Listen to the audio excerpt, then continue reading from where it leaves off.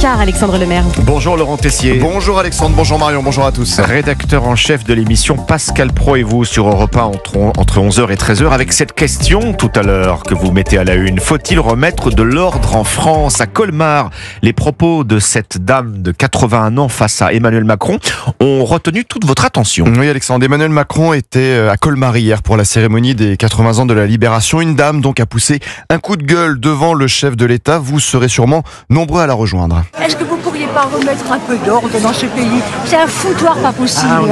Moi j'ai 81 ans, j'ai jamais vu un foutoir pareil. Vous savez, les députés ils pensent qu'à eux, à leur poste. Oh non, Mais personne ne pense à la France. On a une image dans le monde, on est minable. Remettre de l'ordre, c'est un foutoir pas possible. Vous avez entendu les propos de cette dame à 81 ans. Je n'ai jamais vu ça, le pays va mal.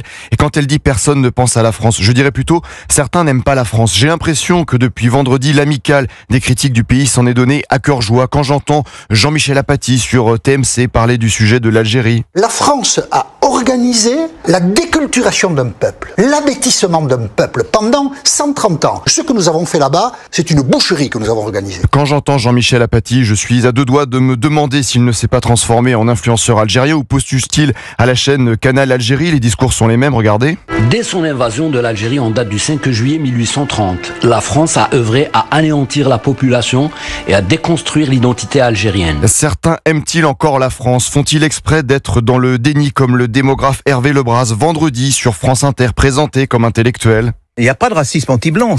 D'ailleurs, beaucoup d'autres l'ont dit avant moi, on ne voit pas de mesures discriminatoires envers les Blancs. Et quand ce démographe parle de Mayotte, de nos compatriotes dans l'archipel qui subissent l'immigration clandestine, les violences, les vols, voilà sa solution. C'est que Mayotte rejoigne les Comores. Qu'est-ce qu'on va faire des Mayotiens ou des Mahorais? On leur donnera, comme on fait les Anglais en Tanzanie et puis au Kenya, on leur donnera le droit de revenir en France, comme s'ils l'estiment, de choisir. Mayotte, c'est la France. Certains font-ils exprès d'être toujours dans le déni? Je m'interroge quand j'entends le député macroniste, ancien ministre Roland Lescure, vendredi sur France 5. Moi, j'ai grandi à Montreuil, dans une cité HLM. Quand j'ai grandi, il y avait des gens de toute nationalité, il n'y avait pas un voile dans la cité. J'y suis retourné récemment. Il y avait beaucoup de femmes voilées. Aujourd'hui, on n'est pas dans la submersion. Mais non, ce n'est pas une submersion. D'ailleurs, Jean-Luc Mélenchon a un projet, la Nouvelle France. Il a tout détaillé samedi à Toulouse, en clair, que les quartiers populaires arrivent en nombre à la campagne. La ruralité qu'on nous jette à la figure n'existe pas. Elle n'est plus peuplée de paysans comme autrefois. Comme je le dis à chacun des jeunes gens que je croise et dont je sais qu'ils sont nés comme moi au Maghreb ou bien encore ailleurs. Cette partie du pays est à nous.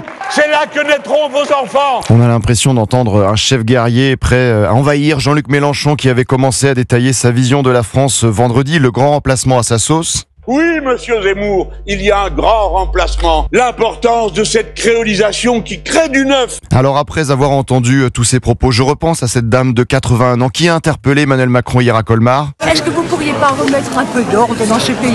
C'est un foutoir pas possible.